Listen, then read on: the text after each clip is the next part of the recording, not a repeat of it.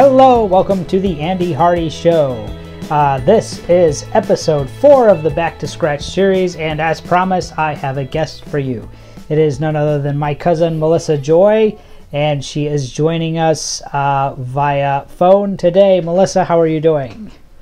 Doing great. How you doing? I'm doing very well. So, as you're familiar with the Back to Scratch series, I guess we'll be going back over the period of time that you left the cult you were a part of.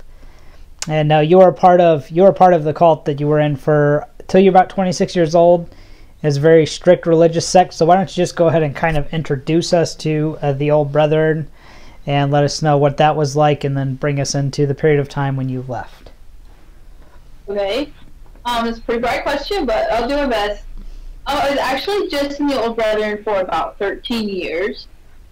From the time I was around 14 until I left when I was 26. Some people would call it a cult.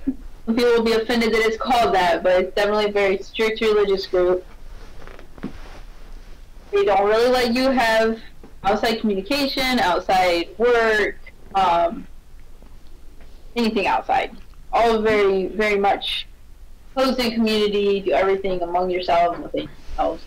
So, stepping outside of that is a very tough experience. Basically, you gotta start life over, start learning everything new. Not only that, but you have to work at deleting a lot of stuff you thought was true when you find out that that was really not reality. Gotcha. Well, let's kind of go over, talk me through what happened when you became disillusioned with a cult and like when you started to leave. So the last year or so that you were in, kind of tell me what events led to that, and we'll kind of dig into that a little bit. Well, I never really quite know what to say when people say, like, what was the thing that kind of made you leave? I don't know. It's a lot of stuff. Some of the bigger things were just realizing that it did have all the characteristics of a cult. Shocked me when I found that out, but it does, and really made me do a double take on what was really going on, how good the whole thing really was, and then just seeing that it's a super controlling environment. There's a lot of fear of displeasing, a lot of fear of somehow not fitting in or not doing the right thing. And this sounds funny, but it comes down to really, really tiny stuff like what kind of collar the girls sew onto their already very plain homemade dresses. What kind of shoes you buy. We literally had the type of sunglasses the guys wore brought up in church meetings. Oh my goodness. It can be how you tint your car windows. So it really is minute details that are pretty cool. And if you mess up in those, it says a lot about you. There were basically two kinds of collars that the girls wore, and one was the fancy one and one was the plain one. It can be a difference of an inch or two on the length of your skirt. It tells what kind of person you are. So those little details really, really matter. And close to the time I was leaving, one of my friends was struggling with some really big issues in her life. Very disillusioned, very discouraged, very depressed. Really needed some help. Somebody to just stand by her and care about her. And instead of that, we're at church talking about what kind of pants the boys wear. Really upset me.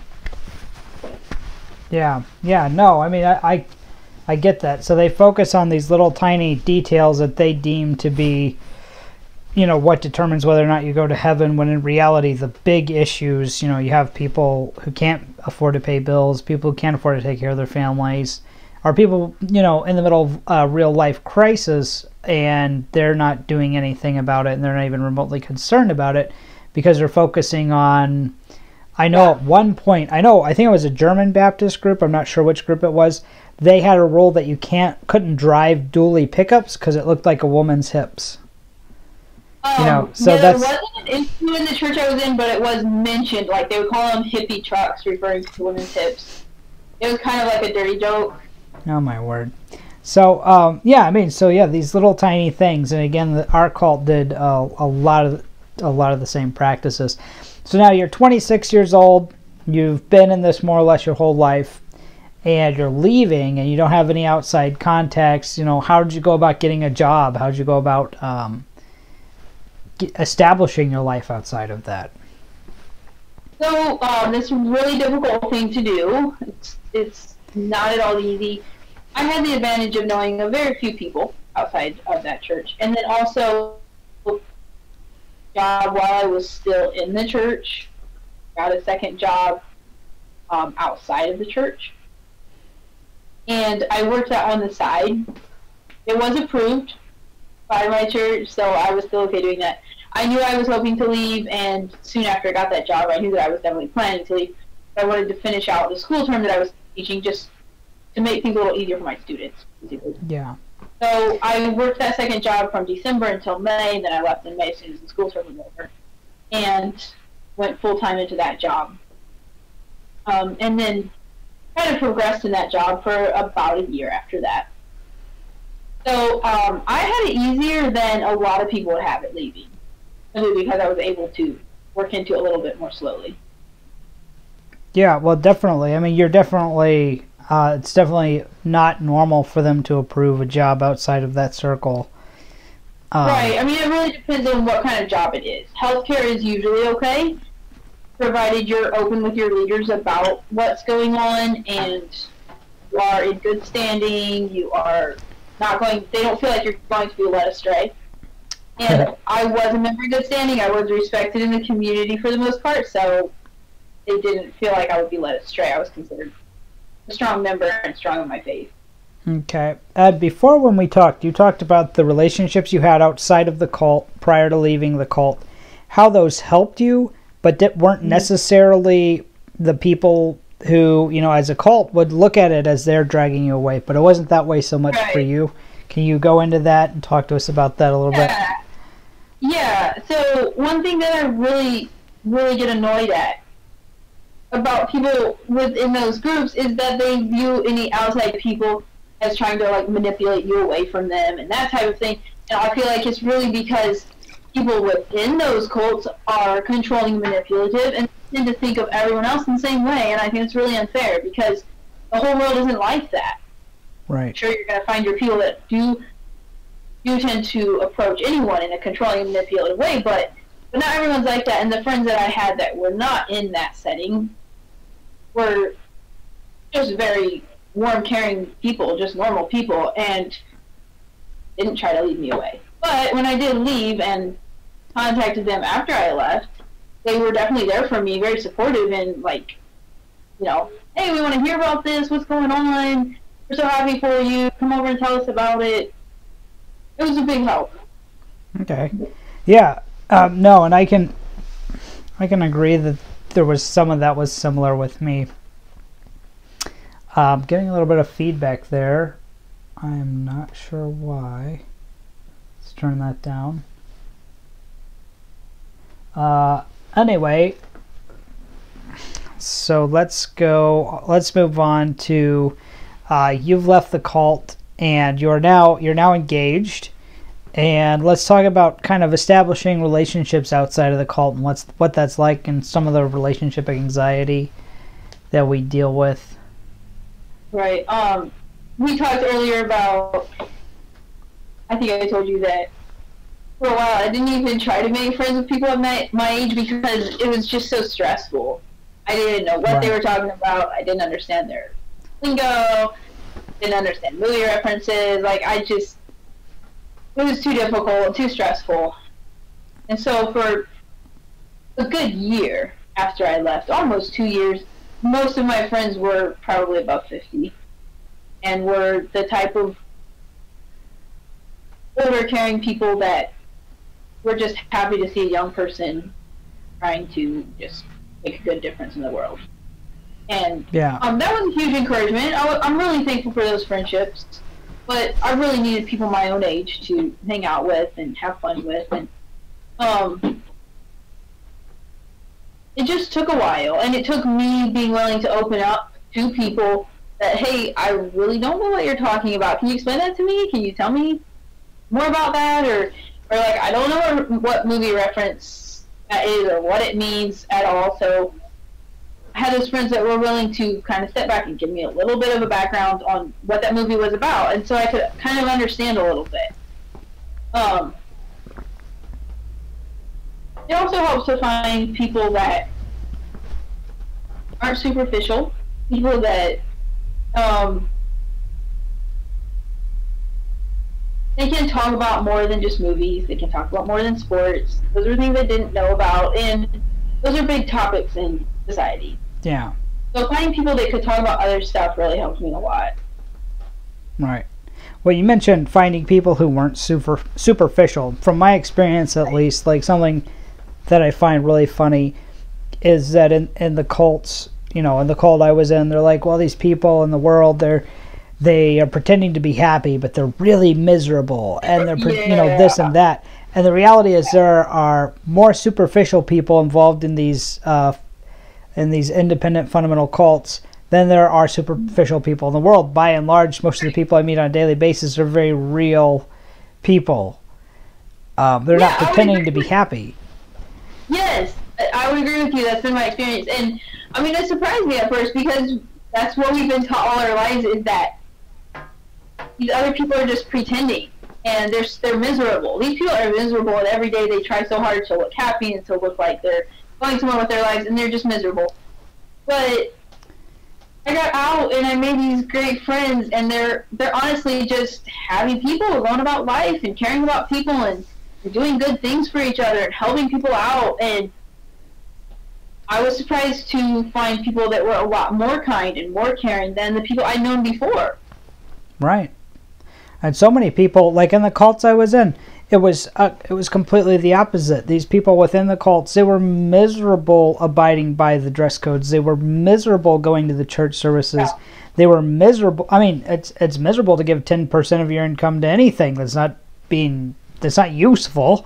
It's just abject misery, but you're supposed to be happy about it.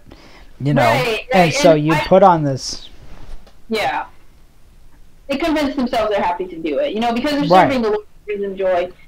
One of the things that I hated the most when I was kind of in the process of leaving was to hear people talk about their duty. It's your duty to tithe. Preachers would stand up and they'd start off their sermon and they talk about, it's their humble duty to stand before us and to bring us this word and all this. And it irritated me so much, because if it's simply your duty to get up and talk to us, then go sit down. I don't want to hear you. If it's your duty to, come over and help me out because I'm poorer than you, then just leave me alone. I'll be poor and I'll be fine with that. I don't want your duty. After I left, I think it was a little over 2 years after I left, I've been friends with a young fellow that was a pretty devoted Christian. And he seemed like a nice guy. He'd kind of been interested in something more than just a friendship for a while. And I just didn't see it working out with me not being Christian and him being a pretty devoted Christian. So, I'd stay friends with him. We saw each other now and then in social events. But after knowing each other about a year, he kind of was pushing for a little bit more of just a friendship. And I did think he was a nice guy. I didn't have a problem with him being Christian. I just didn't see it working out that he was a Christian. I was not a Christian. So we started hanging out a little bit more. I was super offended when he talked to me shortly after that and basically said that he had fallen and he was a poor, he was just a poor, weak man, and he had been so wrong. And basically in all the stuff that he was saying, the problem was that he had fallen for me because I was a non-Christian and he was a Christian, and I was somehow this horrible person that he had just weakly fallen for. And I was super offended because he kept saying, he just fell from the grace of God, and he's just trying so hard, and he just didn't follow God well enough and all this stuff. I've heard that a lot from men from that setting.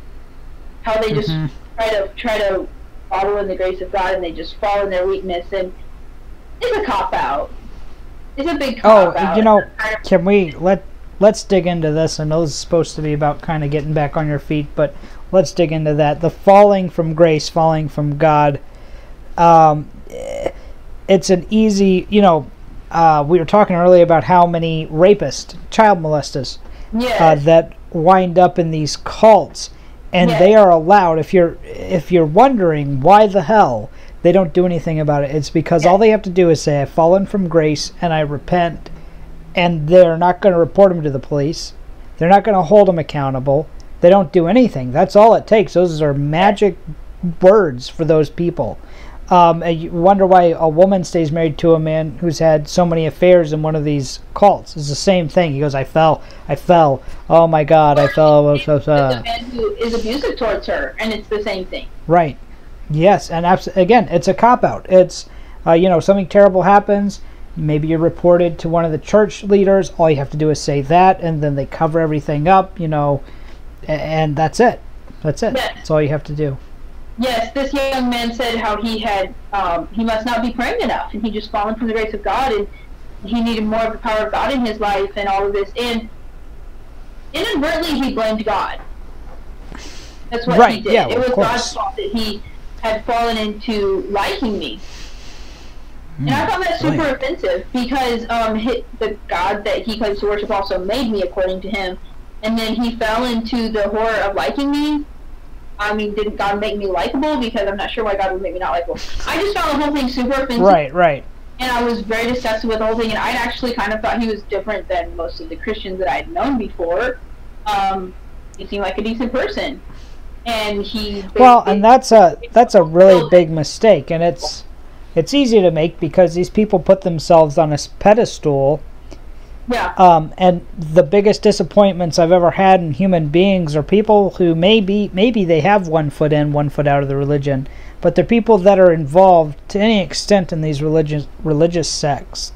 The most strict ones are they're not a dependable, reliable human being. I don't know what else to say, but that they will let you down terribly. Right, and they will do that repeatedly, and they can always blame God for it. They didn't pray enough, they didn't have the power of God enough in their lives, like whatever it is, and that somehow covers it.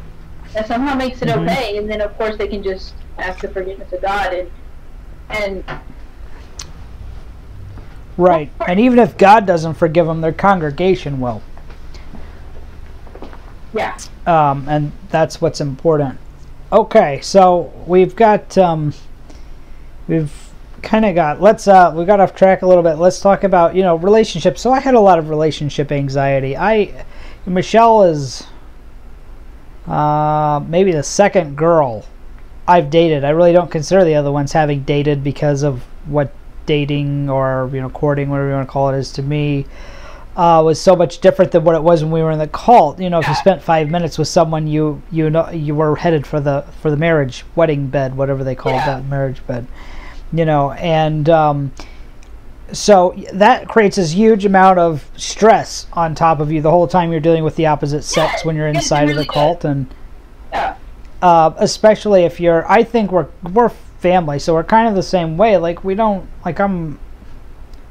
I want to be able to talk to people, right? There are some people that were cool with that. There were some people that look at a girl across the room and be like, yeah, I'll marry that one. And I'm like, no, I think I'd rather have a conversation with you first. But that's not really allowed, because by the time you're having a conversation with someone, you're having their kids. Right. So relationships were so serious, like you ask a girl out for a first date, and everyone pretty much knows you're going to get married. I mean, if she says yes anyway, then you're going to get married. And for me, the whole time I was with the young people, going out with the young people, there was 1 or 2 times where a young couple actually broke up and did stay together. Generally, they start dating, they get engaged, they get married. That's just what happens. And there's also the thing of from the girl's perspective, there's only a few guys that are okay for her to date, which is kind of within the pool of with and the ones that aren't her cousins. And if one of those young men asks her out on a date and her dad says he approves, good guy, she's gonna go out with him. Because her dad knows better than she does. Right. They need to follow their dads, and then when they get married, their husbands. So her dad approves. Yeah, and there was a lot of marries him, and I don't know if girls realize they have more options than that, or that it is even okay to be single. This is one of the biggest issues with the Abrahamic. People who follow the Abrahamic form of religion is that it's a patriarchy. So the fathers are lifted up, and they are made these universal, almost perfect godlike beings. Right. And like you say, the father knows best, but the men run the whole thing. And so what happens is there's very little, and even in the IFB culture, there's not a whole lot of the girls choosing who they marry, because the father or the pastor looks at that girl and says, this is a good man. This man loves God. Well, no, he doesn't love shit. He just comes to church 3 times a week, and he does all the things you say that you approve of, and that way he can get laid. Like, literally, I can't tell you how many times. Occasionally there's a good guy in there who's actually doing the right stuff. Typically doesn't go that far with it, but 9 times out of 10 the guys that are doing that are doing it to get laid. So you wind up with some jackass who did this to get laid. Right. And so you wind up with an abusive husband. You wind up marrying this complete idiot. And so it's just a pile of shit. Sadly enough, though, I will give those young men a little bit of grace here. They are brought up to think that if they are a true man, no, it's not right, and I don't want to give them excuse for being that, because they can look beyond that and they can try to learn to become more than that. At the same time, I think is being a strong man, being a good leader and a good husband. Right. No, you're justified in giving them that. I'm probably giving them more shit than some of them deserve. But 9 times out of 10, when a pastor called a guy in the office though and said you should marry this guy, the guy was a royal douche. He was just licking the assholes of the right people. That's all that was going on there. Right. He played the part well and looked good at the right time. Right. Right. People. I don't know how many stories I've heard, like,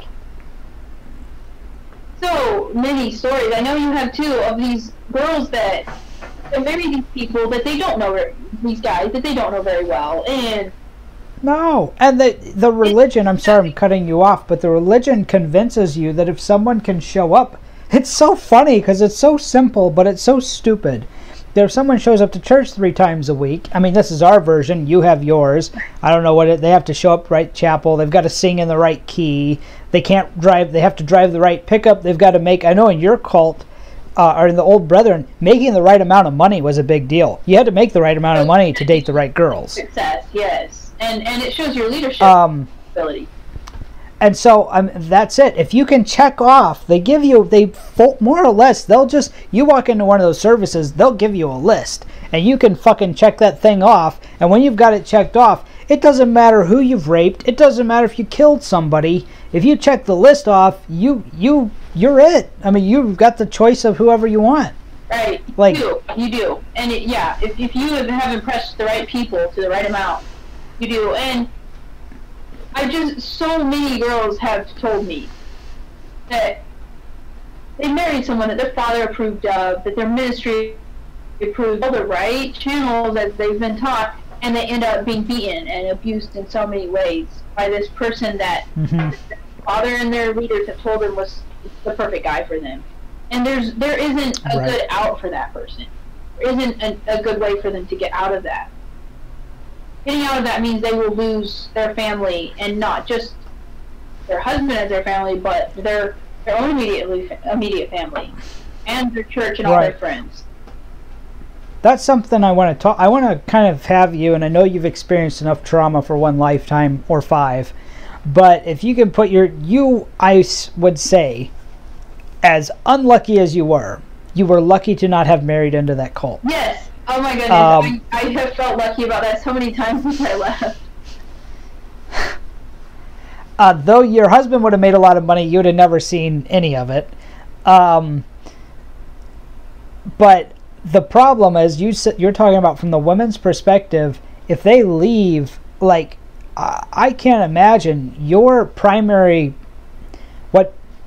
what made your transition not as difficult, besides your friends, was the fact that you had job. You actually had jobs. You actually had work. I had already moved Most out, of these which girls, is not acceptable in that setting, but I had already moved out. Right. And they liked you, so they kind of made some... They let it happen. Permissions. Right. Okay, right. That was very so let's educate our audience a little bit. It's very uncommon for a woman. It doesn't matter what your age is. It doesn't matter if you're 35. Right. It's uncommon if you're not married to leave your parents' home. My friend who was about my age, she was in my grade school, probably a year or two after I moved out, she also moved out and got her own place, and it became a church matter. Her parents brought her before the church. Yeah. So, no, it's not acceptable. It's not okay. When she says it became a church matter, her parents brought her into a church meeting and had her questioned by there's like... I wasn't there for it. It's just... Okay, but I mean, they question them, or they bring them. It's a whole big deal, and you have to talk in front of the whole church, right? And it depends on how the issue is brought up. They have a church meeting about something. They generally have, like, the bishop ends up and reads a statement about the issue, which in that case was considered her rebellion against her parents was the reason she wanted to move out. Of course. Wasn't accurate at all, but that's what was considered the issue. Right. And then they have the church discuss it, vote on it, come to a decision basically on where they're at with it, if she can remain a member in good standing and still have her own place. Nice. That's cool. All right. So yeah, I mean that's ridiculous, and very much, you weren't the normal girl. You'd have married someone. If you had married, you would have really not had any practical skills. I mean, because of your family background, you had practical skills, but you really wouldn't have had anything other than taking care of a family. You'd have had 5 or 6 kids within a half dozen years, So, I mean, by the time you came out, realistically, you'd have had 3 or 4 kids. You'd have been married to a jackass. You'd have had no money. You'd have had no income. And you would have had to have found a way to get out of there and take care of those children without the people there coming and getting you. Yes, I would have had no one to help me leave. And that's where a lot of people feel trapped and literally are in a way trapped because there is no reasonable out for them. Right. Well, and there's no one, even if you knew one person, there's no one who's going to say, yeah, bring 12 rowdy kids over here. Right. You know what I mean? And, right. Yeah. Which is sad, but it's the reality. And these, I mean, it is just sad, but that's what you get from a biblical patriarchal society. Of work-wise, you were in healthcare because that's what you knew, and right, and that's an okay job to have. You can teach, you can do healthcare. Right. That's pretty much it. And so you were in healthcare. And you kind of moved that out. You became a CNA. You were going to nursing school, and now you've kind of taken a step back because you really want to reevaluate your life. And that is right. Most people our age, 20. Or you're 30. I'm 27. I'm almost 30. We're only 3 years apart. So most people our age, 27 and 30. We've already graduated school, our college, and we have a career path set. And the ability to have done either of those two things was taken away from us because we were serving our cults. Right. And so I kind of want to just talk about, I'm actually kind of curious to know where you're at personally with sort of deciding a career path. But I'm curious, what are the thoughts you're going through your head? And then what you would kind of, because I feel like, because you wanted to pursue nursing, but then you came back, maybe you chose that a little hastily. What you would give someone advice when they're trying to find not just work, but meaningful work they're actually going to want to do for a while once they've left a situation like this? Yeah, that's kind of a tough question. We talked earlier about trying to go to interviews, and the people conducting the interviews probably feel like this person is 26, 27 years old, they don't have any college education, where's their motivation? Where are they going in life? Why don't they have any idea about their career? It gives you a really, really bad look. Yeah. But trying to find an occupation, I think advice I would give to someone else on that is to take your time, because there's such a limited amount of occupations that are okay that you aren't going to think right away of things that you're not going to think of a lot of options right away. So I think it's better to take some time, and you can always start into college. You can take your prereqs. You can start looking into things, but there's only a couple things that are okay inside of that. And once you get out, there's a whole world of things that you could look into. Right. I still don't really know. Sometimes I'm not sure if it's smart at my age to put thousands of money into college debt, thousands of dollars into college debt, and then finish with college, hopefully have some kids to raise, and they'll be trying to pay that off. Is that a good idea, or is it better to just stick with what I have already and what I know? I don't know. I don't know how to make that decision. Those things just take some time, really. For sure. Well, no, that's good. Those are concerns that people should be definitely thinking about. But yeah, I mean, I think some of that, again, is embracing the fear that keeps people inside of those cults. Getting some feedback again. I'm not sure why. It's kind of random. Anyway. Not much over No here. feedback over there? Oh, okay. No, it's feedback from my end. I'm not sure where it's coming from.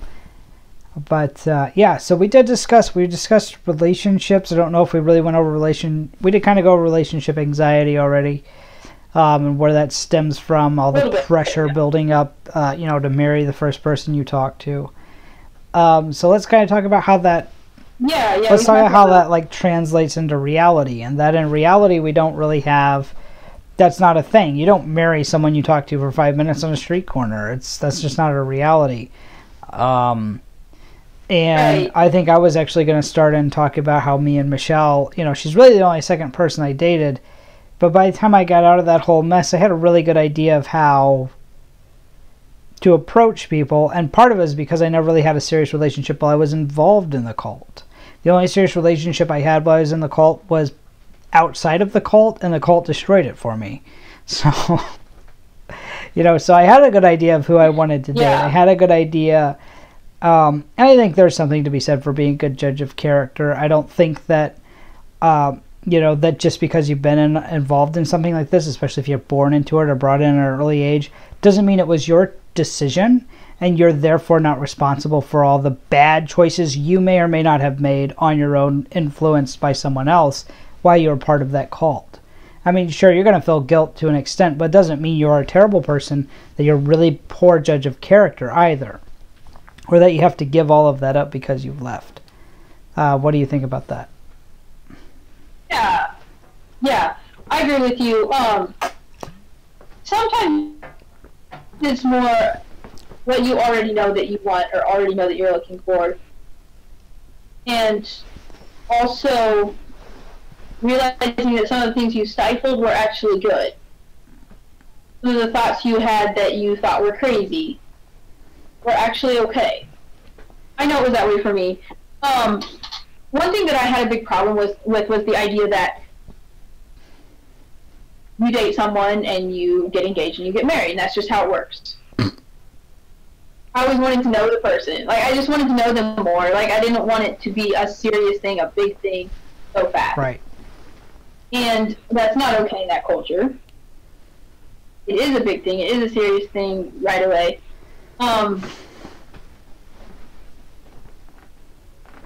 So I think it was helpful for me just to realize that that's okay. Like, when I left that culture, I could still have some of the values that I did have. I could still look for some of the things that I would have looked for, and I could do it in a more relaxed way. And the thoughts that I had about that were actually okay thoughts. I think a lot of it for me was just realizing that for myself and seeing that that was okay to do. Yeah, no, that makes sense. I kind of lost what you were talking about. I've got a million things going through my mind. But no,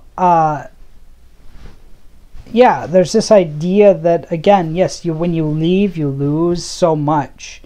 But in reality, there's a lot that you've built. There's a lot of your personality that's real. There's a lot of your understanding and your knowledge and your ability to, again, like what I had said about being a judge of character. All of that doesn't necessarily have to go out the window. Initially, it feels like it does. It feels like it has to. It feels like it will, but doesn't necessarily have to. And so, yeah, there's a lot of, there's just a lot of soul searching that has to go on. So I'd say to the listeners, just not to be afraid. You're going to have to put in the time, unfortunately, but don't be afraid to do it. Like, don't be afraid that just because it was something you thought or you believed while you were in, that it's necessarily wrong just because it was something you did at that point in time. Yeah, and I might have mentioned this to you before, but someone gave me advice shortly before I left that helped me a lot. He said, don't be afraid to make a mistake. If you realize it was a mistake, you can always do something different next time. And those environments do tend to be very perfectionist. Mistakes are not okay. So that was really helpful to me. That helped me with getting out of it, and also after I left, in trying to figure out what I wanted to keep and what I don't want to keep, and it still helps me. It's okay to make a mistake. It's okay to hold on to something and then realize that you don't want to hold on to it, or to let go of something and later realize that is something you do want to hold on to. It's okay to make a mistake. No, and you're absolutely right, and that's a big part of, again, and it's something that still grasps me personally, as having been in for so long. Everything you do, every action you make is so set and concrete that it's hard for you to understandably make a mistake, or it's hard for you to do something if you're not 100% positive. And that's something, business-wise, I still struggle with that a great deal in making business and interpersonal decisions, work decisions, just because of this. It's gnawing at the back of your mind that it is like etched permanently into stone if you do this, or if you say this. Yeah. Mistakes are not. Yeah. Okay. No, and you're so right. Like it's ridiculously over. It's just over dramatic the way that the church makes everything. Right. You're taught from the time you're about 2 that you'll give account for every idle word you say. So if you're going to give account for every idle word you say, can you imagine what God might ask you about some action you did? Right. And that's, I mean, it's going to be really. And I think the saddest part, again, like I think about currently, is the fact that this is being held over children's heads. But then those children grow up to be us, the adults who have had it held over our heads, and the repercussions of that are just. I can't tell you, probably 1 or 2 times a week at least I have nightmares about this stuff. That's crazy. I don't think I do that Really? Often. Well, that's good for you. And then, you have the smallest incident, you stub your toe, you spill your coffee, it's God judging you. But that's the first thing in your mind because it's what you've been told. And not that it was any different. When you're inside the cult, you stub your toe or spill your coffee, it's God judging you there as well. But you can always repent and for sure, come back to God and everything, or figure out why it was God did that. For sure, Like, because God's just a bully, apparently. Tweaks your nose every time he doesn't like what you say. But yeah, no. So, let's see. What else can we say? Like, I mean, you've really given us some great pointers. Again, I really was interested in your story. I wanted to get it on the podcast because I knew that it would resonate with the viewers. But it's very interesting, and I think that for the last little bit here, let's get into because your cult, the cult you're a part of, was sort of the epitome of a patriarchal society, and I really. Like that to me, that's where I really want because again, like to me, I heard what the men said. because the men spoke. The men and women were separated for church. I can tell you that other than you, I probably have not heard 3 words out of Lizzie, your little sister. You and occasionally Susanna. Other than that, there was no women in that call that I really heard speak, that ever said anything to me as a human to human kind of conversation. Yeah, well, and that's for several reasons. One of them was that you were from the outside too, and you hadn't been there for 10 years yet. So for her to talk to you was basically saying that she had an interest in marrying you and having your babies, and that's not okay because you were from the outside. So she couldn't really talk to you. So that was part of it. So none of those girls were interested in having my babies? I thought I was pretty cute. Well, not until you got baptized. Not until you got baptized. And you were scared of the cold water. Cold water was definitely an icebreaker for me. I don't know if we've talked about that. Right, and that shows a lot of... Yeah. That shows a lot of lack of character. Tons of lack of hypothermia, pneumonia, lack of all of that.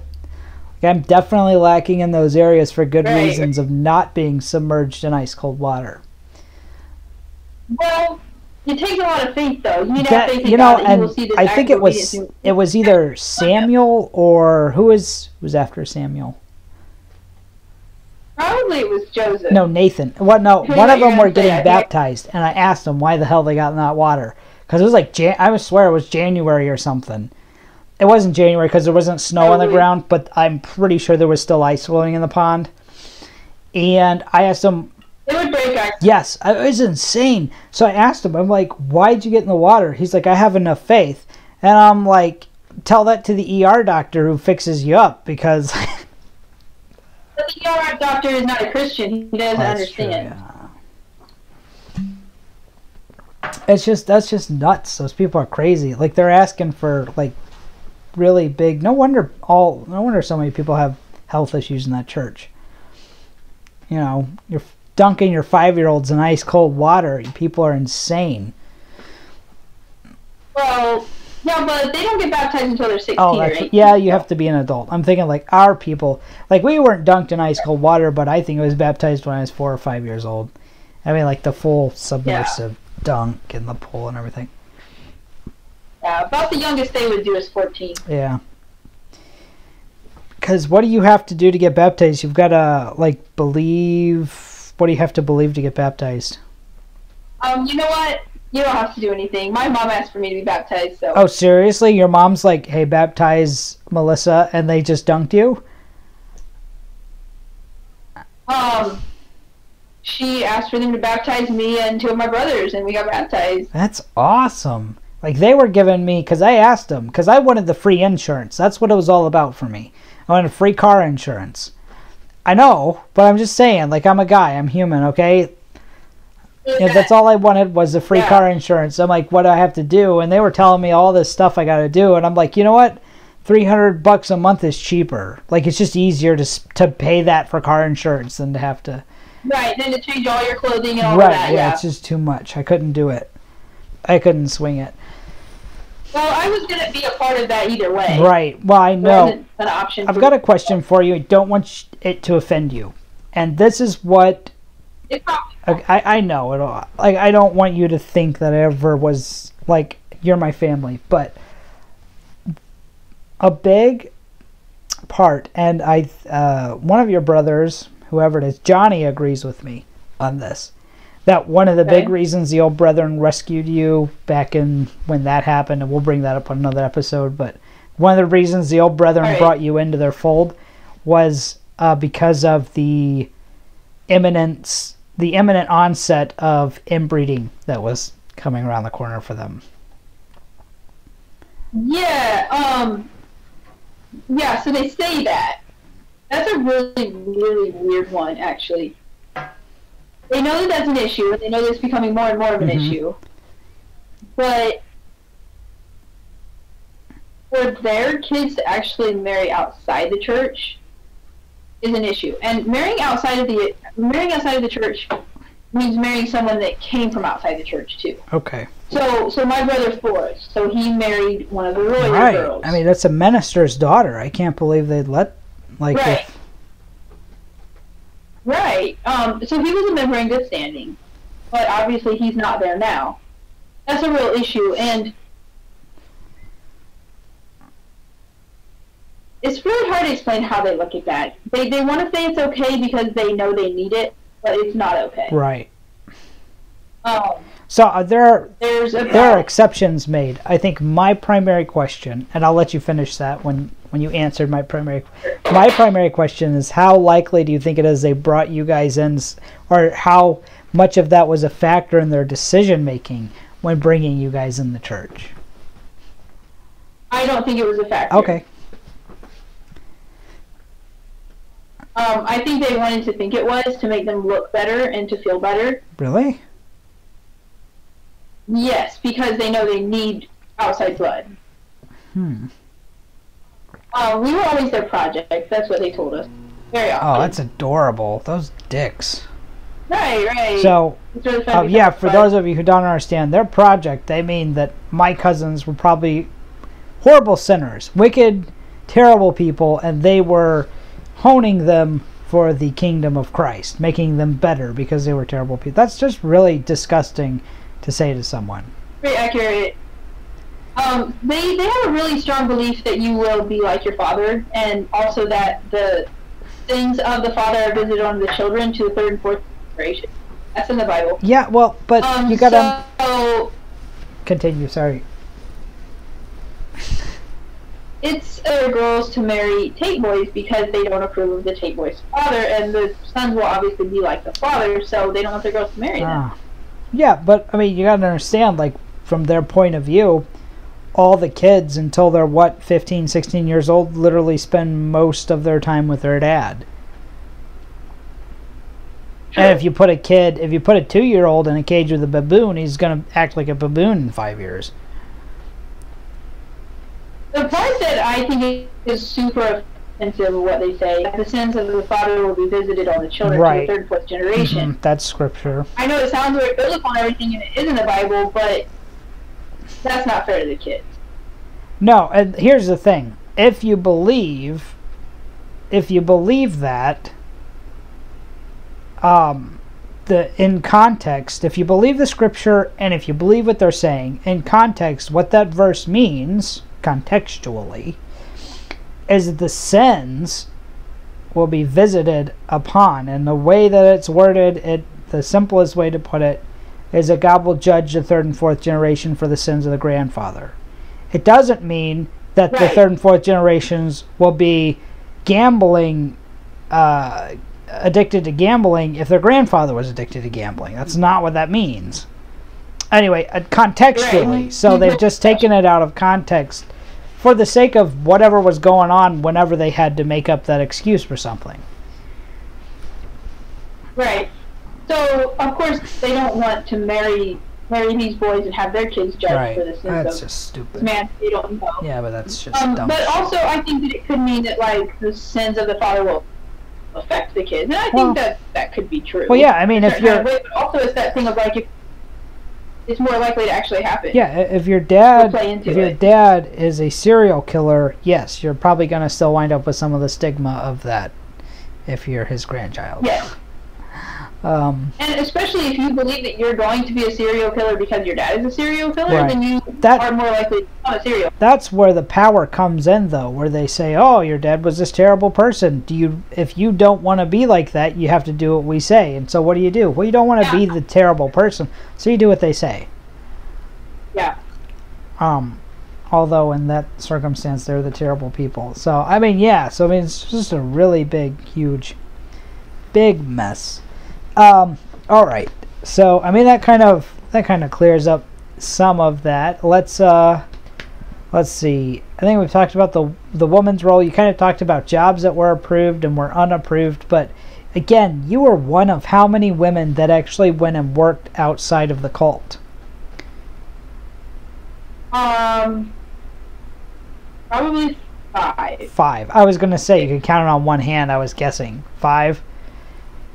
I'm just making a guess, but yeah, like 5 or 6, probably under 10, I could say. Mm-hmm. And that was a group of 300 people. Right, and I'm not sure how many women there were. Yeah, so most of the women, by by the point they would be in a place to get a job would be married and typically have children. And other than that, what did you have? You kind of had the old maids, and maybe there were a couple of those when I was there they would be involved in the schools, yeah, or they would. So basically, you can start dating at 18. A lot of the girls marry around 20, 21, and they, of course, have kids right away and don't work.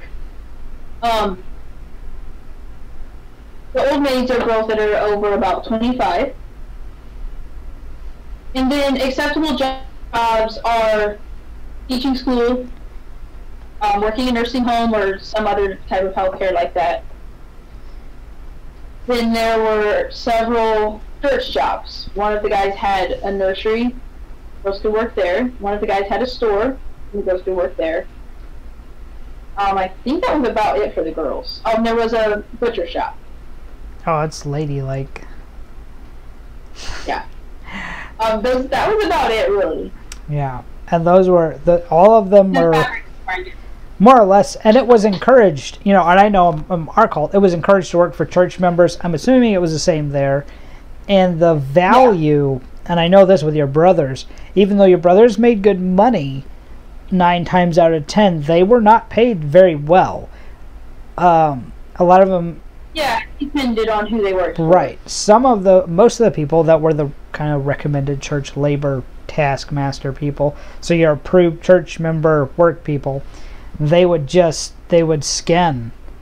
There's a better word for that. But they would take as much money as they could off of the labor of the people they were employing and pay them as little as possible.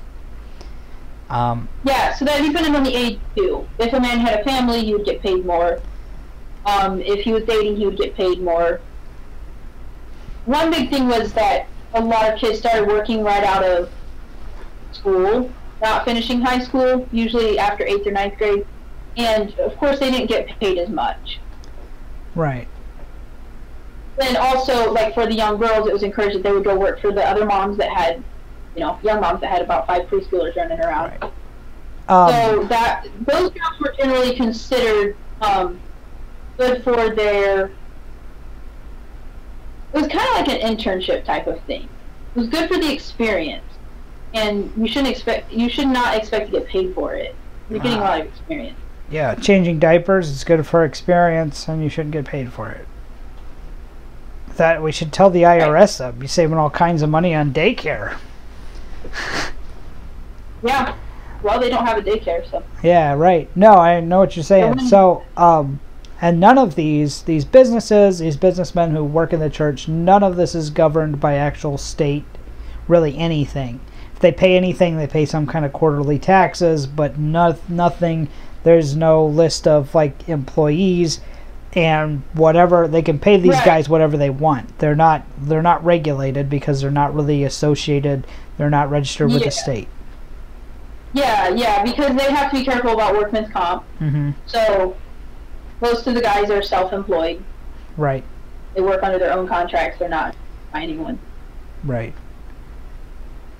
And I don't know. Actually, you could tell me this. I spent some time around them, and I felt like they were trying to recruit me for a while. Were they, or were they not, or did they care?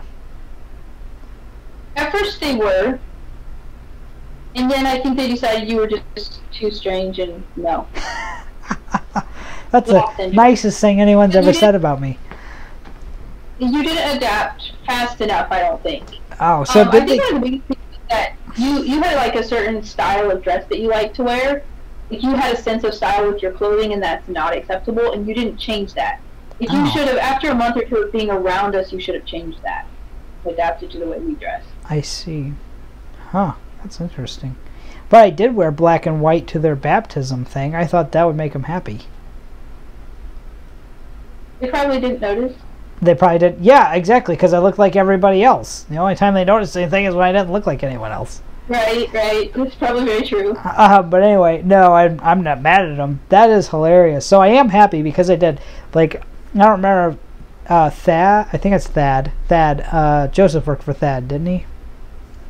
Yeah.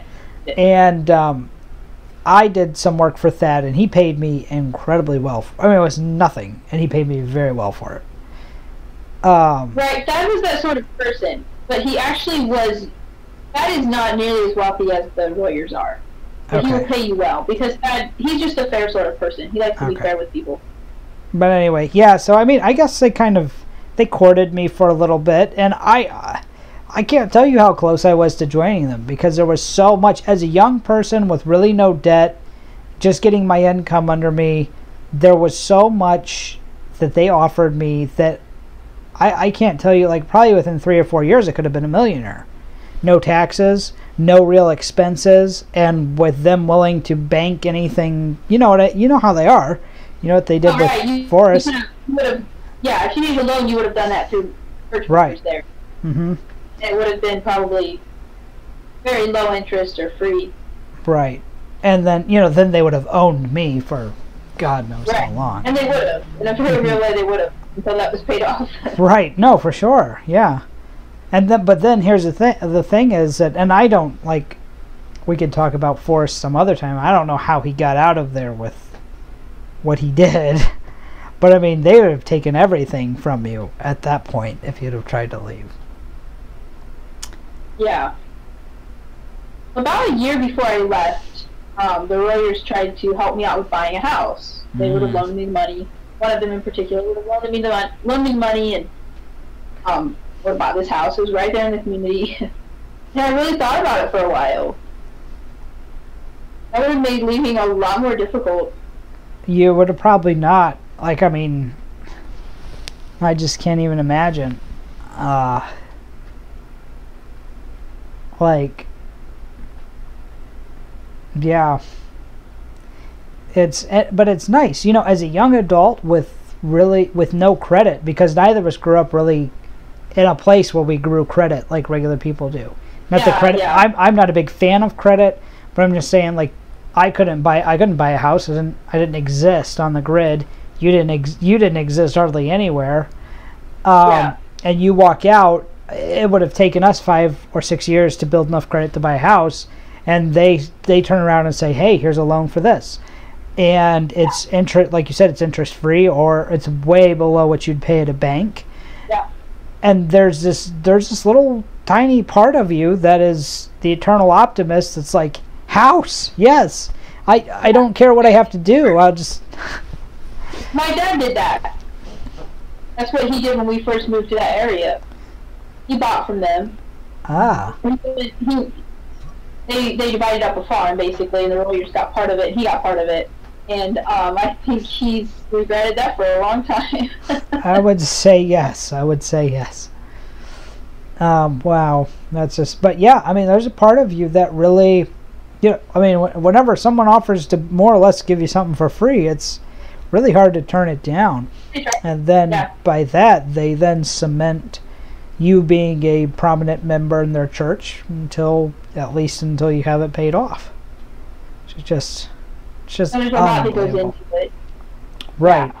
Yeah. It's not the same with the jobs they give you. Like, I was teaching school for them, and that meant that I had to be in a high standing, and my character had to be above board all the time, the entire time I was teaching. And your character being above board is not what anyone else would think of. It's not simply like, being a good citizen and doing good to people. It's getting to bed on time every night. It's just nitpicky. Yeah, I mean, I'm assuming your mom, if you had stayed up till like midnight or something, your mom would have probably reported you, correct?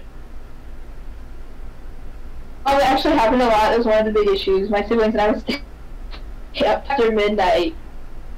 Sometimes we would even sit in the car and talk. We'd been out for the evening, we'd get home a little after 10 o'clock, and we'd sit in the car and talk until about midnight or after. And that was a big issue with the ministers, because, yes, she would report us, and it was considered rebellion. Can you, I don't want to touch anything that's too sensitive. Can you talk to me about why, because I know I did it when I lived in the area. I would sit in your brother's truck and talk to him. We'd go to McDonald's and get a milkshake or whatever when we come back, and we sit in the driveway in the truck. Why did you sit outside of the house? Because she would come to the door and try to listen in on our conversations, and nothing we talked about was ever okay.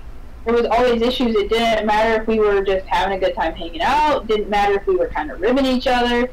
It didn't matter. Mm-hmm. It was always an issue, and it was just easier to avoid that and just talk out there. Yeah. And so then your mom, this is your mother, would listen. She would. There's a word for it. What is the word for it? She would eavesdrop, and then she would take that you take that to the ministers, and then instead of having just being in trouble for going to bed late, she'd add whatever it was that was bad that you were talking to, and then you were. So usually, in some kind of way, she felt like we were coming against her about something. That was generally the issue, and so then that was taken to the ministers. Then we would have a meeting, and the ministers would talk to us about it. And it was always this thing of like, your mom is so sweet and so submissive and just a model woman. Why do you rebel against her so much? Why is it so difficult for you to respect her? Why is it so difficult for you to do the things she asks you to do? Yeah, and so that's a pain in the ass. I mean, you remember these are kids that are all over 20. Right. Oh, yeah. No, it's ridiculous. So, I mean, they did the same thing happened with me. So, I mean, I understood, but I wanted everybody to kind of hear that, just how utterly ridiculous. Right. It's just so, like you said, nitpicky. And so you went to bed. Exactly. So you stay up past midnight. That can get your, more or less, your privileges for being a good church member revoked. Yeah, after I left, my brothers got churched for something, which is a kind of a slang term for being put in the ban. I don't know the whole situation because I wasn't there anymore. I don't know exactly what happened, but something was made to be that they were disrespecting Mom and being rebellious. Which brothers was this? I think it was Joseph, Samuel, and Nathan. Oh, Joseph got churched? Yeah. I didn't know so he got churched. So they were put in the ban, and that means that no one can talk to them about anything except their sin. Yeah. No one can stand and socialize with them. No one can eat with them. They cannot eat in the same room with anyone else, including their own family. But also, if there's a meal at church, they have to go eat somewhere else. They can't eat in the room with the rest of the church members. I want you to continue that as soon as I get done saying this. First of all, I've eaten with all of the church members because I'm a guest. So to me, that's it's really backward that they'll let a guest, as heathen as because I'm heathen. I mean, I am fucked up. So as bad as I am, they'll let me come. What? You did not come to them and then fall away. See, but to me, that's so backward, and that's where this whole. Again, both of these are that the church is more important than your family. Yes, and so, it is. Christ is first always. Right, but impressing me is even more important than that. Letting a stranger come to your church and be impressed with you is more important than your family, and it's more important. What's that? Oh yeah, because they're trying to bring me to Christ. Of course. But. Run to Christ and they fell away. Yeah, exactly. So that anyway, that's just fucked up. But I want to say this for the sake of the interview. You are, as far as I know, churched as well currently right now. It's a little different from me. I was never banned or excommunicated because I withdrew my membership. I gave them a letter stating that I was removing my membership. Okay, so explain to me how. Yeah, how does that work? So, if I had stayed there and just started doing things that were not acceptable, then I would have been banned, eventually excommunicated. And then they wouldn't have been able to speak to me, talk to me, eat with me, whatever. As it is, I gave them the letter saying that I removed my membership. So in a way, I'm a little bit like you because I'm not a member of them, so they can't excommunicate me, they can't ban me. So the people that are in the church now can still talk to you because... Right. Technically, yes. They can still eat with me and they can still speak to me, technically. They don't, for the most part. Most of them will not talk to me. Right. Well, of course. So it's not a church law that they can. It's just that I have walked away and to show me my sin and to hopefully bring me to repentance, it's better for them to shun me. Right, and that's the same thing. Are you familiar with Scientology? A little, very little. Have you seen Leah Remini, any of Leah Remini's stuff on Scientology? No. That is identical to Scientology, as far as when you have someone who begins to speak out against the church or in any way just leaves the church, they're declared what they call a suppressive person, or an SP. Okay. And once they're declared by the church, everyone, family, children, wife, doesn't matter who, everyone in the church has to shun them, and they're banned. They can't talk to them, and the specific reason they're given is that through them shunning that person will return to Christ, or return in their thing to Scientology. Yes, it is the same thing. I mean, somehow that's supposed to help. I will say that it was a little more severe in my case because my mom very much was like, don't step on my property, don't talk to me, don't talk to my children. That's ridiculous. So the rest of the church took it a little further. I have friends that left that it has not been that way. Their parents and their friends do still talk to them. Right. So it's not a consistent thing in that group. Right. Can I bring this up? I feel with your mom, I think the bottom line with the way that when I see your mom, what I think about her is she's been through so much pain and so much, she's hurting so bad that she thinks she will break. And she may break mentally if she can ever admit to herself that the old brethren aren't heaven sent. Yes, I think you're right. I think that the old brethren were her lifesaver when she thought she couldn't go on. And she's given them everything. It's her whole life, it's her whole allegiance. And they could ask anything of her, and she would blindly do it. It doesn't matter what they would ask. She would do it. She would think it was the will of God and that she was willing to do it. She would die and she would think she was dying for the Lord if that's what they asked her to do. Yeah. I think she is mentally, she has been mentally unstable, and I do think that if the old brethren were taken away from her, she would collapse. I think that may be good for her, not because I want to see her collapse, but because I think it would be reality. And it might actually give her the opportunity to find help. Whereas for now, she's able to crutch along with them, and I don't feel like that's really helpful for her. No. Goodness, no. She's shunned all of her children, as far as I know. Are there any children who are welcome? She has at different times shunned everyone, and then she will be back on speaking terms with different ones at different times. Right now, she spends a lot of time with Susanna. She will talk with Forrest. And then there's a few others that will talk with her now and then. Okay. I mean, last I had heard, everyone was out, and she has definitely done that with every one of us at different times. Okay. So she's pushed you all out at least a different time, if not all at the same time. And I mean, and I'm not surprised to hear that she's talking to them.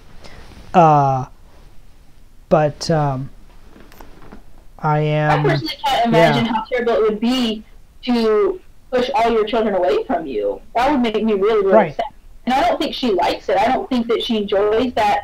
I think she just considers her allegiance to the old brethren and to God and to her religious belief. Right. No, and she's very depressed. There's no way she's not incredibly depressed. Yeah. And I think that's, to me, that's sad. And I'm not, looking at it, it makes me angry, but I'm angry at the people who did this, which are the old brethren. Yeah, I'm angry at all of them. I'm angry at my mom, and I'm angry at the old brethren, and I think it's horrible that there's organizations like this that just keep going on and hurting people in such a huge way and holding people in their grip. Someone like my mom could possibly get some real help and become a happy person and an alive person, and instead it's not likely to happen with that grip. Yeah, the old brethren have hurt you and your siblings, and because of the things that have hurt you and your siblings, because of the people who hurt you and your siblings, you reacted, and your mother's reaction was the same as my reaction when I found out that my mom was accusing the man I respected of, having sexually abused her, and that was to shun my mother because I respected this person more. And your mother's done the same thing with her children. When her children have cried out and said, "Mom, this is wrong," she shunned you for the sake of the leadership. And it's, in my case, it only lasted months. but I can't imagine the damage it's going to do to your mom to have done that. When someone comes out with that kind of story, it attacks what you've seen as stable. And that's very unsettling, Right. it's very disturbing. And I can understand why you would have done that. I can understand why my mom would do that. It's just horrible. It's really horrible. It is. It is. And it's just that level of indoctrination. And then it's indoctrination, and I was dependent to an extent on the Independent Fundamental Baptist. But your family was exceptionally dependent. And that specific genre, the Old Brethren, are very good at making their people incredibly dependent upon them. Yes. We were church funded the majority of the time we were there too. So my mom could have never walked out on her own with 11 kids and made it without the church taking care of her. So yes, that's hard to walk away from. She doesn't have anywhere to go. And of course now she does. Any one of us would be glad to help her. But she's so deep into it now and so reliant on it that anything else looks foolish to her. Right.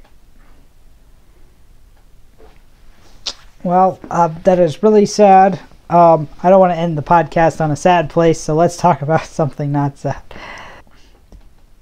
Well, let's talk about your relationship with Bryce, because you guys have a very stable, loving relationship. That's probably the pinnacle. That is the Mount Everest. Frankly, that's the Mount Everest of life, is to find someone who you really love. But it is something that is seemingly impossible to do after you've been dealt such a crappy hand to be in a cult like either of the ones we've been in. That kind of comes back to what we started with as far as relationships, and I think I talked a little bit about friendships in general, but a relationship like this has just been really, really scary to me.